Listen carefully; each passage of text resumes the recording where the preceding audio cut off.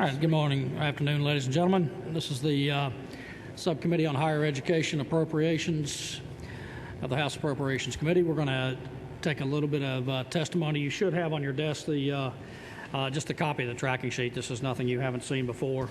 That's there. What I'm going to ask the committee to do today is to hear from the two major divisions of our budget responsibility that we didn't hear from. We heard from the Board of Regents, and we heard from the Technical College System of Georgia at the last hearing. This hearing we'll hear from the Georgia Public Broadcasting, and we'll bring, I believe Tracy is here from Georgia Student Finance. Are you back there? Oh, there he is, sorry. I couldn't see him behind Lamar. I'll ask him to come up and answer any questions with respect to the Hope Scholarship, although most of those budget decisions, there's a couple in our B budget, but just to get an outline of some of the structural changes that may be going on with Hope to give this committee some context. Also at that point, I'll pass out a file that has, have you already passed that out? Okay, there's a file that has certain pieces of information. We can talk through a few of those if you'd like, just some issues that have come up, and we can begin some discussion on that. It looks like next week we'll be asked to bring out our version of the budget, probably Tuesday, just for your scheduling purposes. This committee will meet again to vote, and hopefully the budget will come out. Okay. All right. With that, I'm going to introduce Taya with the Georgia Public Broadcasting. Commissioner. Thank you very much. Let me turn your microphone on. I'm sorry. It's fine. Whoop. Well, thanks very much, Chairman, for letting me come here today. I have a very specific purpose in coming here, which is to show how GPB is really entering the stage of digital education, and how we spoke last year a bit when I addressed this committee about the value of digital education and how GPB was really becoming Georgia's digital educator. And in the last year, we have really taken major steps in that direction. And that's the direction we intend to continue to take GPB. I think that as we, by necessity, have to continue to cut back on the resources we're giving to students and to teachers in the classroom, I think it's no wonder that they are looking more and more to digital opportunities, which are often more cost-effective. And that sits right in our sweet wheelhouse at GPB. We have been building ourselves up, and as well as pushing the material out for the last couple of years to teachers for digital education. And I think I just want to show you a number here. If Patrice, if you could call it up. Last school season, more than 2/3, 77,000 of the K through 12, although we now understand it's almost all digital, all educators in the state, downloaded material for use in their classrooms, whether higher ed or K through 12. This is an astonishing number, 4 million times. What was that kind of material? It was videos, lesson plans, photos, all to be used on any kind of digital device, which we know increasingly teachers are using. We provided this service as GPB fairly extensively. In fact, only one project that we use to download this educational material costs us $930,000 a year. Let me repeat that again, $930,000. It's a major investment we make in this, but if you ask the supplier, we curate this material all to Georgia standards, but if you ask the supplier how much that would cost if they had to supply it independently to the school systems and individuals around the state, it's more like $4 to $4.5 million. So I think my point is, at the end of the day, anything that GPB does in digital education is cost effective. And I think we're becoming more than just cost effective. I think we're becoming, if you will, editorially effective, educationally effective, because we all know that our kids are learning with digital devices increasingly, and GPB is right at the center of it. I think something that's interesting that I wanted to show you right at the next slide here is when you ask how did they how often did they use this material? Well, as you can see, almost 100% used it at least monthly, but fundamentally they used it weekly and daily. That's a pretty important presence that we have now in the classroom, and we're building on that. We're making a huge commitment. So when you look at the kind of commitment that we've made to digital education, it comes as no surprise that a 12% cut in the last year is very difficult for us to absorb. That's no surprise. We're down from FY11 at 14.1 million and change, down to just over 12 million for the proposed current 12 budget. What that does for us is put a lot of this headway we're making in terms of digital education into jeopardy. And it makes me very nervous because we've got 77,000 teachers now depending upon us, and I'm not entirely convinced I can continue to service them in the way we've been servicing them in the past, and I dearly want to. So I think that as we look at that, it is becoming increasingly difficult. Let me show you one way that I think is perhaps the most exciting way that we want to go forward in terms of digital education, not only just using the current services we have. And Patrice, if you could go to the next slide. Yeah. Digital education, we don't just use the service I just told you about, by the way. We use everything we do. Georgia Outdoors, Georgia Traveler, our oral history site, Georgia Civil War program, a new project that we've got here that we're showing you today in Georgia history that we're starting August 1st. So I think that what you need to understand is that everything we do at GPB now goes through this digital education sieve and is delivered out to the students. So if you go back to the other slide beforehand, please. When we ask these teachers what do they use most, and I think this is very revealing, what they want the most from us and what they use the most, you'll see 64% said social studies. That is essentially what I would call history, but it's a broader definition than that. And the other thing is science. Science is a close second, and both of those are right in our wheelhouse. We have enormous amounts of material on history and science, which certainly science is a crucially important to our students right now, and we find teachers and students increasingly coming to us. So I want to give you an example of what we're embarking upon or attempting to embark upon if we can sustain our financial ability to do this. What we're looking at, if you can go to the next slide, what we're looking at, and I know Steve is here somewhere. Are you here? He's not here right now. All right. This is a big book, and it's a history book of Georgia history. Every 8th grader in the state has to take Georgia history. Big book, big book. This book is the most favored book. By the way, Patrice is a member of our staff and a former history teacher of 8th grade history, and she is a member of the GPB staff right now. This book was produced by the Carl Vinson Institute. It is the favored book among teachers in the state. And as you know, every 8th grader has to take Georgia history along with, to some degree, K through entire 12 has to study it on various levels.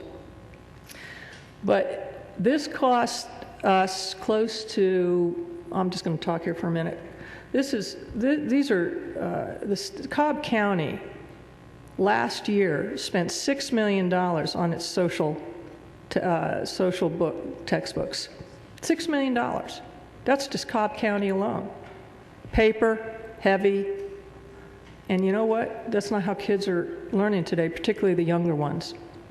So what we said to ourselves, okay, how can we be of great use to the state as we continue in this digital mode? And we said, you know what? The best thing we can do is to take this book and reproduce it as a digital textbook and bring alive history that is changeable, easy to change, more usable on a daily basis for students.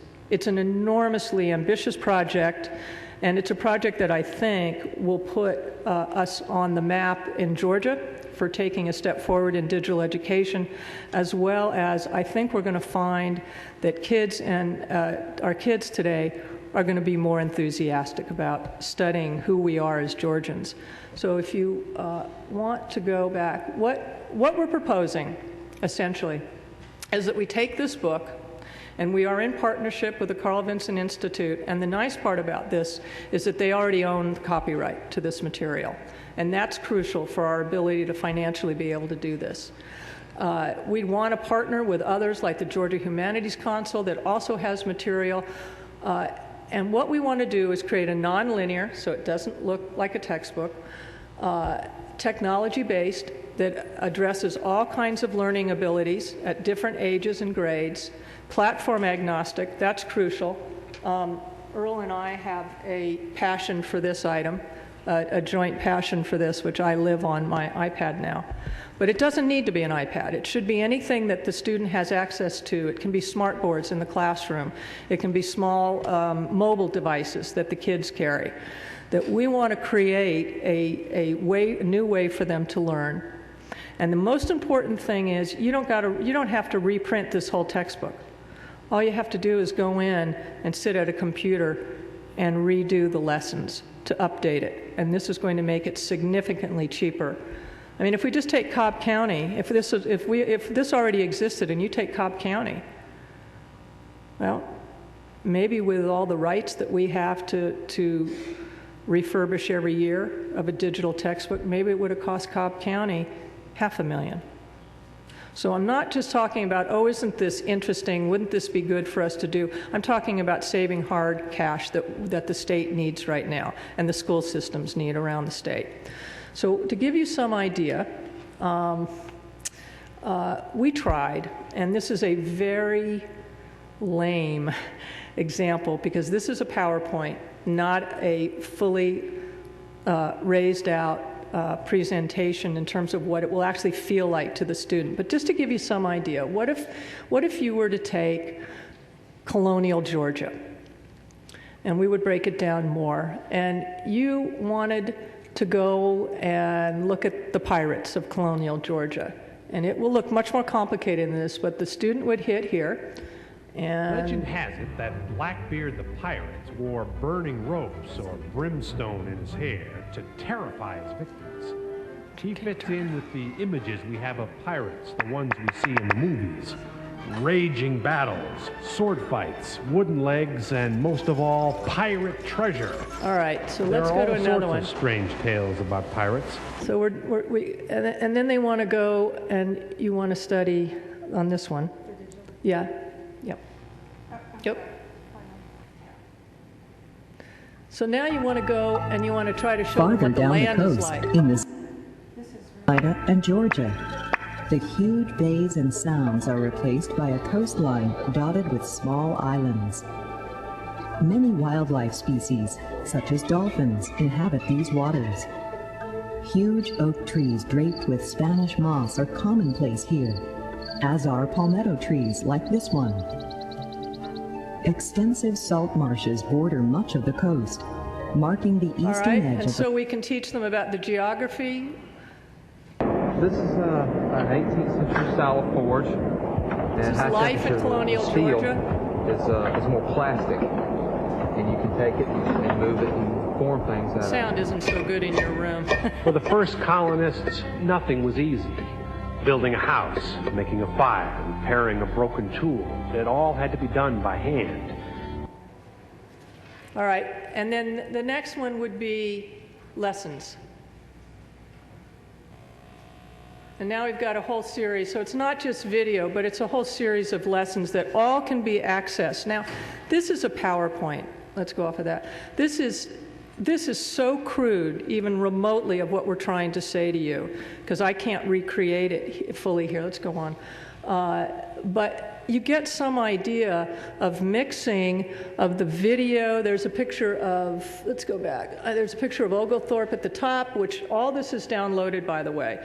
And this can include short videos, long documentaries, maps, walking tours, lesson plans, and everything that you see in a textbook will be this and more. What if they were studying Oglethorpe, and they then got interested, the student got interested in the kind of ships that came across the sea? Well, they would go into a whole other section talking about maritime history. So it's not linear. It will take the student in the way kids' minds are working now, which is really non-linear. So it's a very big and very full project. If we go on and we look at a few numbers, if we could go to the next slide. Here's the Cobb County K through 12 social studies at $6 million from last year. The average 8th grade textbook is anywhere from $39 to $75. It depends on which one the school system buys. So we took an approximate of 50, 124,000 8th graders. So we're spending $6.2 million on their textbooks. We don't have to be spending that money, not in today's world. It doesn't mean that they're not going to get lesson plans that they take home. My daughter can work as well on this device as I can, but she also gets printouts that she actually uses a paper and pen to write out still. But we don't have to be spending this kind of money anymore. And that's what we want the chance to show you, is how we can do things differently in the state. If you want to go to the next slide.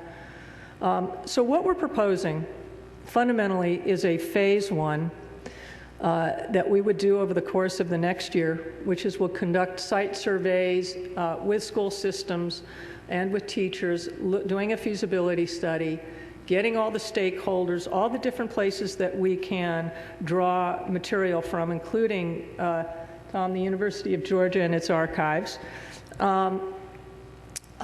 get a consensus in place and produce a business plan and begin to implement it. Now, we may well get to phase two. Writing the platform for this is enormously difficult and time-consuming. But once it's done, this is what I can't emphasize, once all that work is done, it will live for years and be able to be built upon. And so that is essentially what we're proposing, is that we're allowed to take the next step in digital education and show you what can happen once we take a textbook and bring it alive for today's kids. And we stop forcing the school systems and the state to spend so much money on hard books right now. So, thank you, sir. Thank you very much for that presentation. I found that fascinating, actually. In this age of textbooks being so expensive, and our limited resources right now, and I appreciate you taking the time. A couple questions, just quickly, and I'd like to. One of the things I'd like to eventually see is a statewide analysis. Obviously, resources available of the cost savings with respect to what our individual school systems are spending on textbooks. Obviously, with the copyright and distribution issues factored into this analysis, I think it'd be very compelling to this committee. And it strikes me that perhaps we could work out some. It may take legislation to get there. Maybe a percentage of everything that Georgia Public Broadcasting saves these individual systems could come back into the Georgia Public Broadcasting to actually fund this research, and fund the programs. You may have been able to create yourself a profit center, so to speak. If you're going to save Cobb County $6.5 million on textbooks, I don't think they'd grudge you a portion of that back to do that. And I mean, obviously, we have a cultural divide to get across, to change in the institution of education. But well, that appeals to my commercial sensibility, you came from my business sensibility. Any questions of members of the committee for Commissioner Georgia Public Broadcasting? I hope I was able to give you a clear idea of what we're talking about here. I think you have. Great. Mr. Vice Chairman. Thank you. All right. Thank you very much. I really enjoyed that presentation, and I share Chairman Earhart's enthusiasm for this program. Now, am I correct in understanding, and this please bear repeating, $930,000 is One program that we deliver, one source that we pull from, and perhaps our most robust source, is a series of videos, lesson plans, photos, any kind of other digital material you can think of, and it's thousands and thousands of hours of material covering every possible subject, particularly strong in science and certainly in the social studies area. Yes, we pay $930,000 a year. It may go close to $1 million. And we do it because we have felt that this movement into digital learning is our responsibility. We have the distribution system. I mean, I think something that's so important to understand is that GPB covers 98% of the state. We have now a very personal relationship with more than 2/3 of the teachers in Georgia. So and this body has charged us with being educators, with being partners in the education of our children. So we felt it's our responsibility. Now we go in and we spend other resources to curate this material, to make sure that the teachers know how to use it. In fact, Patrice has spent much of last year going around the state to different school systems. As of this time last year, she has gone and met with more than 10,000 educators to teach them how to use this material in their classrooms. So we've taken that on ourselves also. Yes, sir. All right. Thank you, Mr. Chairman. It sounds wonderful. It sounds exciting. It sounds 21st century. But we are higher education. What inroads have you made with regents, technical colleges, and libraries at providing these similar services or synergies? And have y'all explored those areas? We have been working with the technical colleges, and we continue to do so. We have not worked as closely with the libraries, but my hope is that this project will be that motivation. I think it's not for lack of wanting, it's a lack of hours in the day and the kind of resources we have. You know, once these things are built, we want everyone to have access to them. This isn't a closed-door system. This is where we throw open the doors and say, use it, learn from it. The one thing that this project will show is how the Humanities Council, the libraries, the colleges, the libraries at the colleges can all come together to put digital material into one spot. And I think we don't stop there. I think that this is a very reasonable place to start a pilot project. And if we're successful here, then I think in a way the world is our oyster. It means that we suddenly can think about how we do other textbooks for higher education in this same way. How do we now begin to service at the technical college level and at the college level? I hope that helps. I've had some discussions with Marshon on this for the Regent system. I know they're going down a parallel track with that. I was going to ask this committee to hear a presentation from them at some certain time after we finish the budgeting on that. And I know they've done a lot of good work on this as well. I think this may be something we're going to deal with for several years now. I think it's some excellent opportunities, especially on the cost-saving side. So, but since we do have the responsibility for the public broadcasting budget as well, and if it's a good outcome for our K-12 system, that's serendipitous in that sense. Okay, a couple other questions, Representative Jones. Thank you, Mr. Chairman. I have a question. If the digital textbooks are placed in the classes, how will the students be able to study at home? Will they receive a copy? They will download it at home on their computers, just like they would go to the Georgia Studies book, our stateinthenation.com or .org, and all of the material would be there for them. We have to find ways that we are completely open. In other words, for those students that don't have computers in the classroom, we have to find ways to reach all of them. How do we do that? That's part of our responsibility. You know, we care greatly, particularly in the rural areas of Georgia that don't always have as many of these technological systems. And so we try to reach out and find new ways. Libraries then become very important. But it is as simple as downloading their favorite music. So I figure if they can do that, they can get on and do their studying that night with this. All right, thank you. Yes. Question. I think that we need to continue to, Representative Jones, to look at these options and that kind of thing. Maybe it's as simple as making sure there's a small supply of the paper textbooks until we can get to the point. And as you know from Cobb County, we don't necessarily want to go the route of issuing every middle schooler a notebook computer either. We've been through that exercise. So if I understand correctly, hopefully there's a lot of different platforms that whether it's the new $49 whatever phone type of thing. Yeah, and I think that, cell phone. If they have a particular lesson plan, they've learned something on their smartboard, and they have a lesson plan, it can be downloaded on their phone. Access. Thank you, Mr. Chairman. To refresh my memory, how long will it take to do phase one, and what will be the cost of what you're proposing?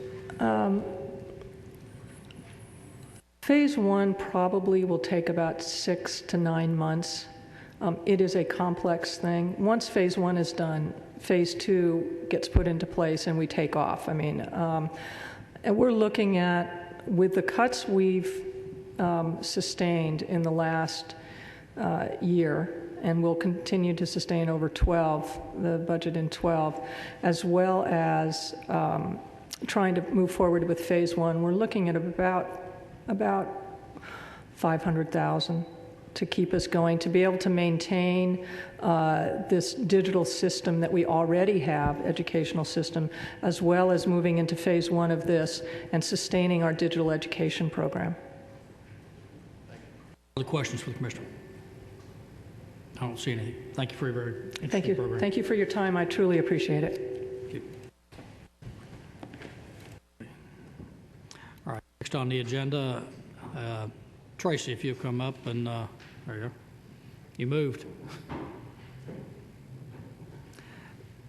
Members of the committee, this will be the Georgia Student Finance, and I don't want to put you on the spot. I know the commissioner is not here, Mr. Cannell, but I wanted you to, since your budget unit generally is the stepchild of this, since in years past there hasn't been a great deal of work here, but if the Hope Scholarship continues on its course, this will become a much more interesting part of the budget discussions as we move forward. So I thought maybe give you, if you have anything you want, some basic statement, and then maybe we'll see if the committee members have any questions for you.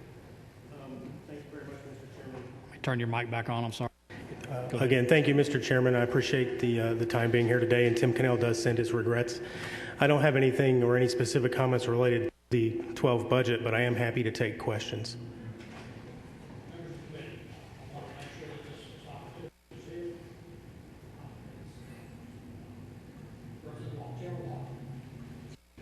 Thank you, Mr. Chairman.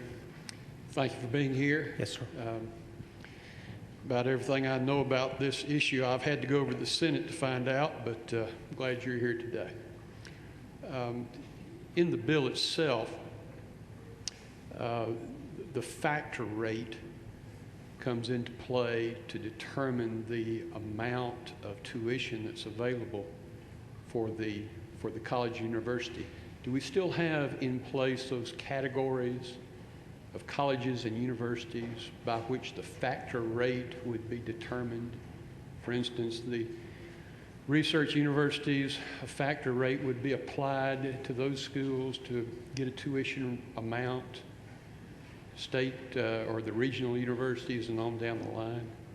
No, sir. The factor rate now is, as you mentioned, the 90% of the FY11 actual tuition amount charged, or in the case of private institutions, the FY11 maximum award amount of $4,000. So whatever the actual undergraduate tuition rate is now this year, 90% is applied to that. Okay. Thank you. Yes, sir.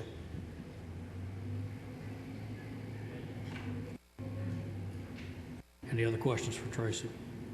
Let me ask you a question. If I am tracking this correctly, 3 of the traditional units of your appropriation are moving to the cash side of the budget and out of the lottery funds. That'd be the Excel program, the engineering scholarship, and I believe it was the leadership scholarship. Is that correct? It's Public Safety Memorial Grant. Public Safety Memorial. Can you specifically, can you address the Excel itself and how that works and what the funding and how it flows? I mean, that's a dual enrollment program. Give the committee just a little bit of an idea of how that works so we know and can have a handle on what cash may be needed if we decide to continue anything about that program specifically. Others are fairly self-explanatory. I'd be glad to do so. The Excel program is designed to promote high school students to take college-level coursework while still in high school. That program then allows them to earn dual credit both towards high school graduation and towards college credit simultaneously. Traditionally, that program has been funded through lottery appropriations and spends approximately $7 million per year.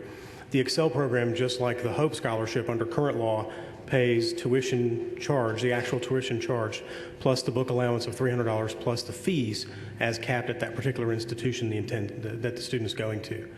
So it works very similarly to Hope today.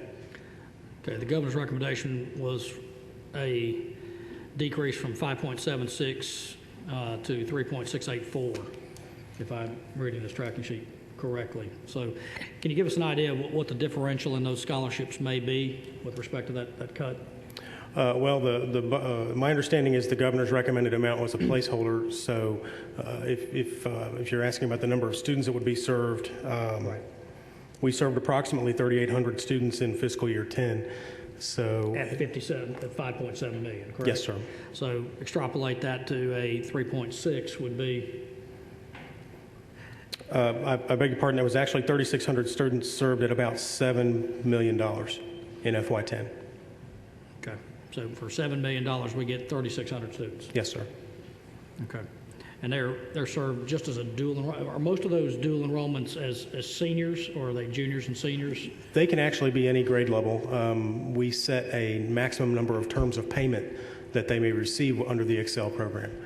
While rare, there are freshmen and sophomore students who can take advantage of it. Is there an average time spent in the program for one of these students, 1 year, 2 years? Well, now we limit it to, I believe it's 4 quarters of payment, so 2 years, or 4 semesters of payment, I apologize. 2 years. We come from the same generation. I understand quarters still. Yes, sir. Okay, any questions of the committee for Tracy? Thank you very much, sir. Appreciate Thank you, your Mr. time. Chairman. Excel, the members of the committee, if you'll remember the talking points from the Hope Scholarship, the recommendation was that the Excel program, the law enforcement scholarship, and the engineering scholarship be moved to a cash appropriation, effectively in the B budget unit. If this subcommittee chooses to continue those programs, we would have to do it in cash year to year. Now, we haven't really, I mean, the governor's office hasn't made a value judgment really on that. They just said they want to move it out of the lottery fund program, thereby relieving the lottery of that particular obligation. We as the General Assembly will continue to evaluate whether we want to move forward on those programs. That's why I was asking him specifically with the number of students on Excel. I think the engineering scholarship and the leadership scholarship's a little more clear. The Excel part, at least for me, was a little bit more something I didn't quite have a handle on. So we need to think about that before we move forward next Tuesday. Specifically, if anybody has any driving interest on please let me know, because I'm trying to evaluate what our recommendation should be for those 3 areas that are now no longer going to be in the lottery funded program. Let's see. Well, effectively, Mr. Chairman, it seems to me that our options are no longer funding it, which those 3,600 students would no longer have access to the Excel program, or funding it at the current level, or funding it at going forward at a diminished level. I think those are the 3 options that we would have, and that's why I was trying to remaining within lottery revenue. I guess that would be a 4th option. I hadn't really put it on there. We could, as this committee, disagree with the governor's suggestion with respect to that and leave it inside the lottery funds. That wouldn't be my choice, but that is a fourth option. You're correct, sir. Representative Huckabee.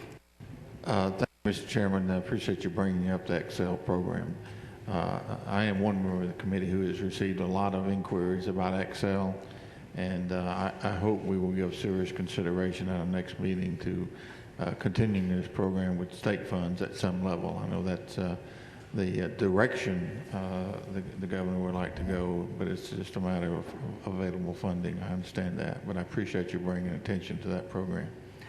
Like you, Representative, I've had not knowing a great deal about the individual program, I've received a lot of very compelling emails from these students. These are high-performing young people who are putting themselves forward to take college-level work, and it is a scholarship that allows them to do that effectively. That's what it is, and I'd encourage this committee to take a look at that and let me know what you think, what you feel sometime before next Tuesday, if you would, please. Do some research on that. Okay, any other specific questions on the Georgia student finance side of the equation? Let me draw your attention to, I passed out just some of the things that members have brought to me that are some of the issues. One of the things I want to talk about, and the Vice Chancellor Daniels is here with respect from the Regents Capital Projects, and Linda, are you back there? Thank you. And as everyone knows, Ms. Daniels is always very well prepared and always has a great deal of information for us. I think I probably wear her out with my informational request at times, but it's always expeditiously compiled for us, and I'm appreciative. I want to draw your attention to some of the information that in this. In your folder there, members of the committee, you have a synopsis of the lead soft costs for Board of Regents capital projects. And what they've done is reviewed the 15 state-funded projects for the last 3 years. Just a basic description of LEED. It's a certification program with the United States Green Buildings Commission that gives you certain certifications for sustainable design. Now, you'll see on that piece of paper that in the last 3 years we've spent $864,681 for the fee to register the project with the commission and the cost for the external review. I guess, Ms. Daniels, what I'd like to ask a question on, these are the fees specific, and I'm appreciative of how well these are the fees that were, I'm going to turn your microphone on back there as well so that you don't have to come up here. I want to understand, these are the fees for the actual registration of the project with the 501c3, which is USG, and for the review of the documents. This does not include the actual cost of the construction to do these individual things that are required for certification. I didn't ask you to do that. That's a much bigger analysis. I realize that. And members of the committee, I'm not saying that sustainable design doesn't have an efficacy, that it doesn't necessarily bring about cost savings, but we are spending $864,000 for a certification, and that is a concern of mine. And I guess the question from me, Ms. Daniels, is I know there's been some question about Senate Bill 130 that passed in this, and I believe it was the 2008 session, and having had some things to do with that, I had actually thought that I had made it a permissive piece of legislation, that it said may and then recommendations for. It seems to be some, and I'm just getting into this, members of the committee. My concern is the actual amounts of dollars that you spent for certification. I'm not saying, I checked with Georgia Tech just anecdotally.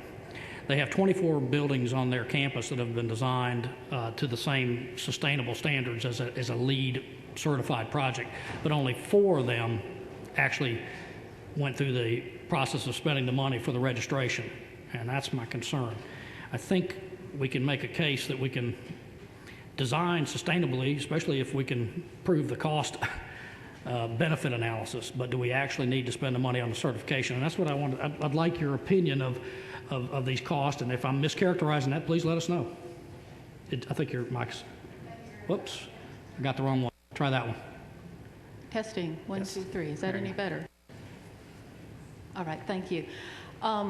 This brings to mind that wonderful analogy the chancellor likes to make about the pioneers and the settlers. The pioneers get shot by the Indians and the settlers get the land. LEED is certainly the pioneer at the industry standard level, but it probably has seen its day. And I think as you look over time, the standards that Georgia has put in place for peach may certainly be replacing that. So our experience is that it's been a very good learning process, and people are going through the process and embracing the energy saving costs, and the process does work. But there is not, when you look at the overall big scheme of things, a tremendous amount of specific projects that go all the way through the registration and certification process. A lot fall out along the wayside. So we have certainly learned some great lessons from LEED. The cost as far as registration and board policy has always focused on the generic concept of sustainability, energy efficiency, life cycle costs, and return on investment. So the board does not have a policy. When LEED has been pursued, it has been more of a grassroots effort, which again, we applaud early on from the pioneering efforts. We are saving energy on the projects where we've made this investment and have learned about the process. But I do think that the development of the peach standard process here in the state, and my understanding, Mr. Chairman, and I'll be happy to look into it more carefully, there are mays and shalls in that legislation. And there is a baseline performance that is absolutely required and which we are following religiously. Yep. On the water standards, it's a shall. It's 15% on the water. The other is a may with respect to LEEDs specifically, and the other is with respect to, it reads, shall adopt policies and procedures as recommended standards. And that, to me, that's not a mandate. That's a you may do it if we've got the money to do it. I mean, only because I was the one who changed that language do I understand the legislative intent on that one. So I guess I can speak to that fairly clearly. So let's talk about that. But does everybody have it should be in your package, these LEED synopsis? Okay. And that is just in the Regents projects. GFSFIC is now doing a survey for me on all the projects in the state on this. And we have another, it's called Georgia Peach that the Vice Chancellor brought up. It's a standard similar to LEEDs, but I don't think we're spending quite the money on that. The other side of this equation is not just the cost for the certification. It is the actual cost for the construction to this standard. I mean, just as an example, if R15 installation versus R21 is a cost benefit, and you can provide the analysis that shows that the energy savings from that type of thing truly benefit that's great. But I would submit that I would like us to have that cost benefit analysis on every one of those construction elements with respect to that before we, number one, pay for our registration to a 501c3 that has $53 million in Washington, and that we ought to at least use the Georgia system. And so I just have a concern about the dollars that we're spending on these programs. And that we may take a look at some of those percentages as we move forward. Any questions on that? Other questions for the Vice Chancellor? Mr. Vice Chairman. You should be on. Thank you, Mr. Chairman. Ms. Daniels, it's good to see you, and I appreciate very much what the Chairman has brought to our attention with the LEEDs project. One of the requirements to be LEED certified is to use local products, which is Georgia products, and we as a legislature encourage that. So I can safely say that should be a requirement anyway, whether we're LEED certified or not. And I just wanted to make that comment. Yes, sir, and the Peach program is very, very clear on that issue. I think one of the early concerns with LEED was the fact that they did not recognize Georgia forestry projects. And so we certainly have concerns about that. Actually, that was the premise behind the original Senate Bill 130, was the concern over LEED's lack of acknowledgement of Georgia products, and that is one of the shalls that was left in the bill. But I don't think we're spending quite that money on peach as we are on LEEDs. any other questions on that particular for the Vice Chancellor? Any question, while we have Ms. Daniels there, does anybody have any specific questions for her? As you know, she heads the construction and design side of the Regents. Any questions there? That's a very large responsibility, and a lot of our dollars are there as well. I don't see any from members of the committee. Thank you, Ms. Daniels. Anything further that you want to add to that? Did you need to? We're very happy to help with any research. A gentleman on my staff in operations and energy efficiency did work on the conversion to the PEACH standards and worked on that state group. So we're very confident in that initiative. Thank you very much for that. I know it'll be a professional approach. Okay. Members of the committee, let me draw your attention to a few other things. One of the things that I've left in your package is the special funding initiatives. I want you to continue to look at these. I've just given you a list of those that are there. This was the actual 2011 amended was 16, I believe, with the governor's recommendation. They're down to 12. But take a look at those. A lot of these have been around for a long time. I will state that many times these were programs as originally recommended to us in letters and things like that were for a period of only a couple years, and then 5 or 6 years later they still remain on this list. So just take a look at these and as we move through the process. Next thing I want to draw your attention to is I'm going to continue this conversation about the state funding per FTE. There is there's a spreadsheet in your package with respect to the individual institutions and how much of an allocation they get per student. It's a real simple equation, members of the committee. It's how many students and how much state funding. You take that very simple mathematical equation and you divide the state funding by the students and you get how much of an allocation per student. You'll remember I asked the Chancellor the question about the prima facie disparity across the, you have 3 different types of institutions effective. You have your 2-year institutions, you have your comprehensive and regional universities in one group, and then you have your research institutions. I think we can agree, maybe not, but maybe we can, that research institutions are significantly different. They have different cost models and that type of thing, and 2-year institutions, that speaks for itself. They're 2 years and not 4 or comprehensive universities. But there are some statistical disparities, or not statistical, they're dollar disparities. Some way over, some way under. The far right is, once again, as the Chancellor stated, he said that this is fungible. The special institutional fee and the tuition are not state dollars. Those are parent dollars and student dollars. So I would submit that that's not really in our purview because we can't affect that necessarily. But I want you to continue to look, and I'm pleading for at least an equalization with respect to that with the Regents system. Finally, there's a package in here. I'd ask the system to take a look at the expenditures. We're in a difficult budget time. I've provided for you the legislative inquiry on the expenditures for not only disability but diversity programs in the university system. You can see that we spend per year $5.6 million on diversity programs and $5.477 million on disability programs at our university units. You'll see also a description of what those programs provide. So if you'll take a look at those as we move forward too, that's the larger package here. Members of the committee, I think Representative Jones, you had a question on something that's generally very important to me, and you'll see it in your SREB. You had asked me if you could bring it up. Your microphone is on. Thank you, Mr. Chairman.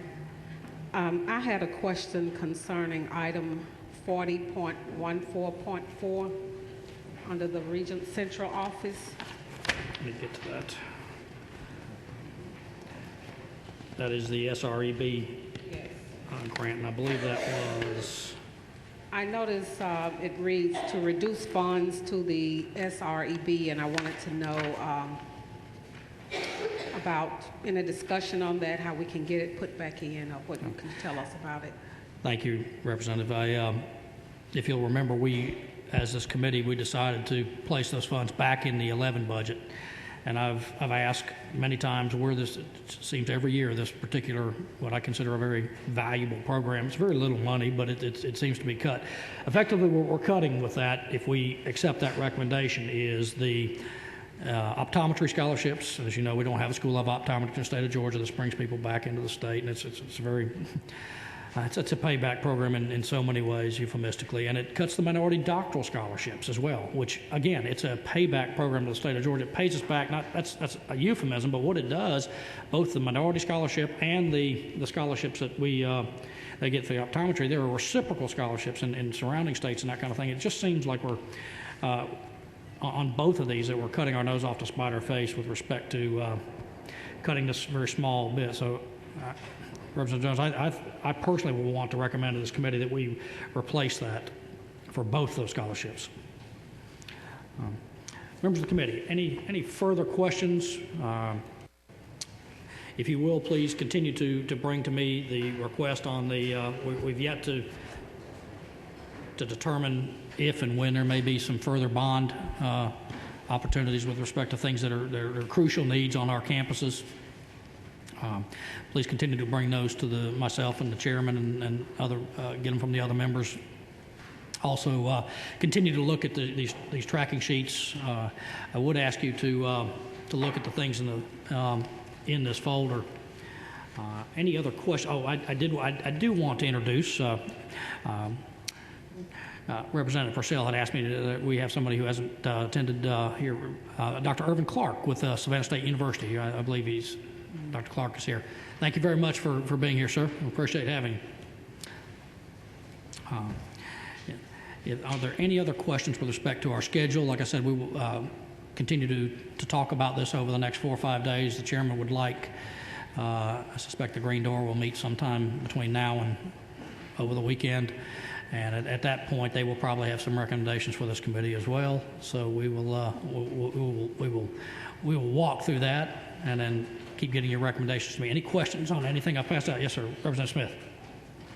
When we're going to meet Tuesday? I don't know yet because I'm waiting to hear from the full committee on that. It'll probably be in the afternoon. Again, I realize at this time of year, everybody's committee hearings are going on. I'll try to make it as easy to get to as I can. Okay. Any further questions? All right. Thank you very much. Appreciate the attendance.